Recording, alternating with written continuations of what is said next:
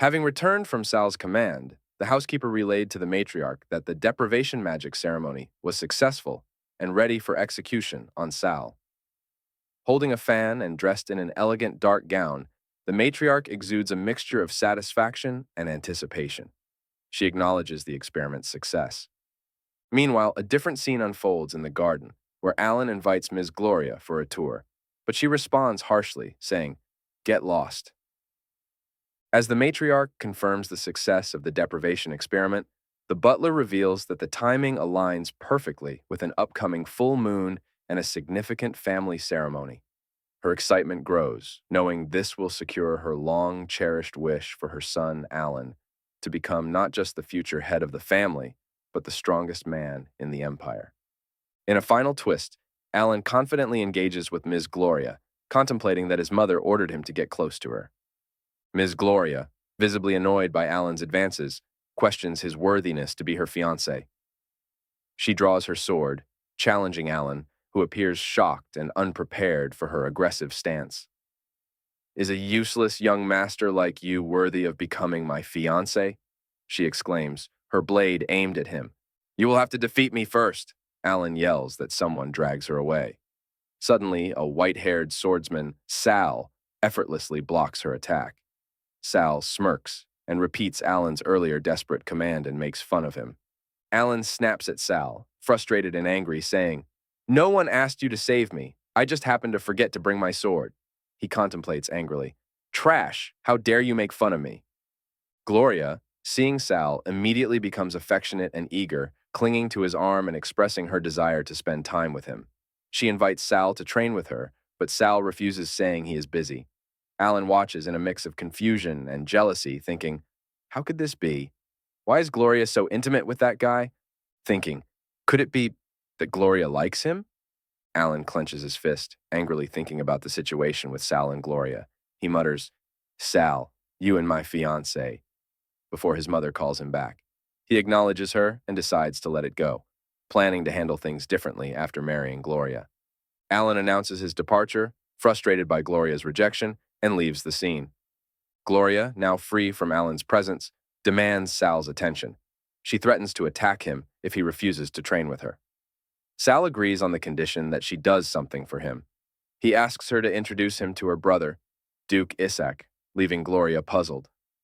Amid the moonlit forest, Sal confidently and persuasively tells Duke Isaac that he has a way to cancel Ms. Gloria and Alan's engagement.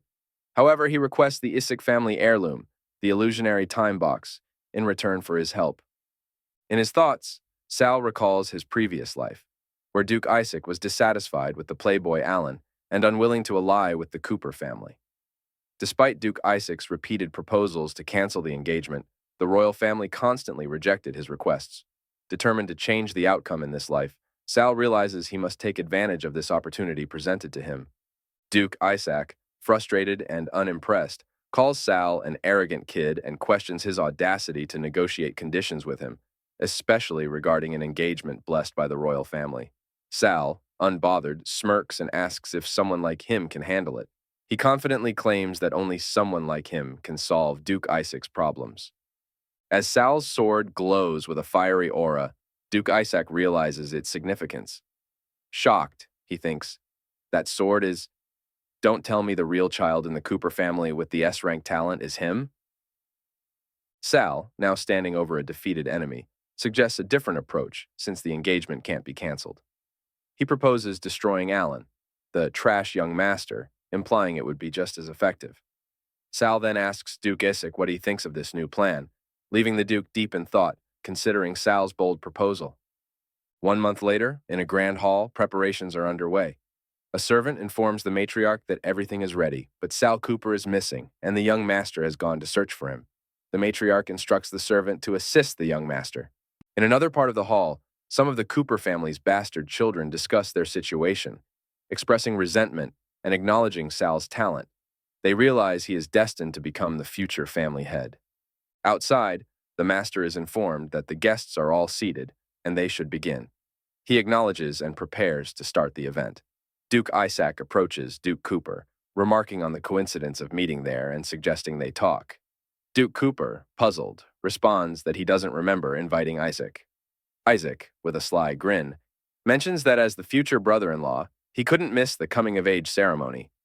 As everyone gathers, the time arrives to activate the illusionary time box. The box, surrounded by a magical aura, opens as the Cooper family members chant the incantation. The atmosphere fills with a mystical energy, marking the beginning of a significant event. Sal was looking intently at the magic circle when someone suddenly approached him and said, "I finally found you." Alan, holding a glass of wine, smirks and asks, "Why are you hiding alone here?" Sal, smiling, had been waiting for Alan to find him, his plan falling perfectly into place. Sal is chained to a wooden cross in a dark, mystical chamber. Alan approaches with a menacing smile, holding a sword imbued with magical energy. "I'm sorry," Alan says, before declaring, "but your swordsmanship talent is mine." Alan plunges the sword into Sal, causing blood to splatter.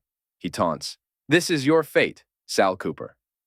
Sal, bound and bleeding, struggles, but remains defiant. Suddenly, Andrea yells in shock, remembering her previous life. She had been seeing glimpses of Sal's past life and the current danger he was in. Another maid tells her to stop napping and get back to work. Realizing that she is inside the storage house, she comes back to her senses. Andrea looks at her hands, glowing with the power of the stars, a talent awakened by a time mage. This power allows her to see and manipulate time fragments. This isn't a dream, it's reality from a previous life, she realizes. As she rushes to find Sal, "Sal is in danger!" she exclaims, sprinting through the forest. She thinks, "I have to stop Alan before he makes his move." Meanwhile, Alan is holding a glass of wine, and with a smirk, he says, "This wine was awarded to you by Father." From a distance, she sees them and shouts, "Found him!" Determined, she begins to cast a spell. She aims to make Alan sleep for a few months. Just as she is about to cast the spell, someone calls out, "Andrea?" She is momentarily distracted. Taking advantage of her distraction, Alan's mother orders, "Take her away, don't make too much noise." A shadow quickly apprehends Andrea, binding her and covering her mouth to prevent her from using her magic. The matriarch, watching from a distance, thinks, "Didn't Doug say that the deprivation magic was successful? Why is she still able to use magic?" But she quickly dismisses the thought, deciding that the deprivation ceremony is more urgent. Back in the chamber, Sal is forced to drink the wine Alan offers, causing him to choky and collapse.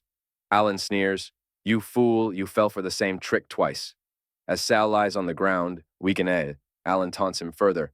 "Who do you think you are to possess an S-rank talent?" He approaches Sal menacingly, ready to claim the power he believes is rightfully his. Alan furiously interrogates Sal, demanding, "Who do you think you are to possess a demonic dragon?" He punches Sal, who is chained to the cross, then shouts, "Who do you think you are to gain Gloria's favor?" Bloodied and weakened, Sal listens as Alan rants, "All those should have belonged to me." Before Alan can continue, the matriarch intervenes, telling him to stop wasting time and to get started. Alan complies, responding, "Yes, mother." A servant hands Alan a specially forged dagger, explaining, "This dagger was specially forged to pierce through his invincible body temporarily."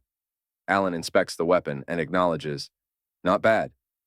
Holding the glowing dagger, Alan says, "I'm sorry, but your swordsmanship talent is mine." He plunges the dagger into Sal, causing him to scream in agony. Alan declares, "This is your fate, Sal." He revels in his victory, claiming he is the true worthy heir of the Cooper family and will possess the strongest talents and abilities. Sal, despite his pain, laughs and mocks Alan. "Are you performing for a play or something, young master?" As the scene unfolds, Alan and his mother turn in shock, exclaiming, "What?" Sal breaks his chains, standing tall and defiant. "Open your eyes and see clearly whose fate it is," he challenges. With a snap of his fingers, a magic circle activates, revealing a banquet hall filled with guests. The guests murmur in shock and disbelief. They question the sanity of the actions being taken in front of everyone and express their disdain, doubting the legitimacy of the young master's talents and worthiness as an heir. Alan's mother is stunned, unable to comprehend how Sal could have known about their plan. She thinks frantically about how to salvage the situation. Alan, trying to regain control, shouts, "No, all of you are being tricked. That trash is trying to frame me."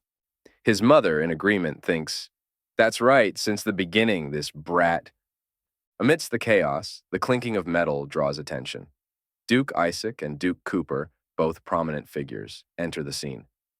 Duke Isaac claps slowly, sarcastically remarking, "What an exciting show.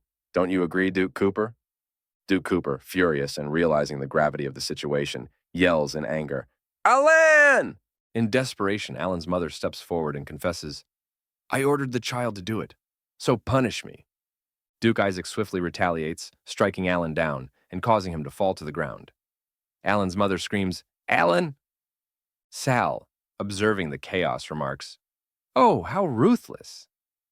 Alan, lying on the ground, tries to defend his actions, claiming he did nothing wrong and that everything should have been his. His mother, trying to control the situation, urges him to stop talking. The guests whisper among themselves, questioning Duke Cooper's background and commenting on his reliance on external means to maintain his position. They speculate about the Duke's pride and his foolishness for letting this happen in front of outsiders. Alan's face shows fear and confusion as Duke Isaac, his father, approaches with a glowing weapon, saying, "Is that so?" Duke Isaac raises his sword, commanding with authority, "All my offspring, hear my command," and declares the beginning of the succession contest, allowing all eligible members to vie for the position of heir by any means necessary. This declaration shocks everyone, especially Alan, who is now a prime target for elimination. Duke Isaac laughs at the chaos. He declares his intention to cancel the engagement between their families, citing Alan's unworthiness. Meanwhile, Duke Cooper reflects on the events, concluding that Sal must have allied with a powerful time mage to orchestrate this scenario. He decides it's best to withdraw for now to avoid further scandal. He shakes hands with Duke Isaac and happily agrees to write the letter for the royal family in order to cancel the engagement. Finally, Duke Cooper turns to Sal, pointing his sword at him, giving Sal a choice: fight for the title of heir, or do things that will tarnish the family's reputation, or else he will face Duke Cooper. Sal, unfazed, retorts that he doesn't care about the position, challenging Duke Cooper to make him disappear if he wishes. Duke Cooper, perplexed by Sal's confidence, decides to let the situation go for now. An observer asks if they should teach Sal a lesson, but Duke Cooper declines, expressing his interest in Sal's skills and potential. As Sal stands alone, he reflects on the situation, and his resolve is evident. Enjoying the journey so far? Make sure to subscribe and hit that like button to keep the adventure going.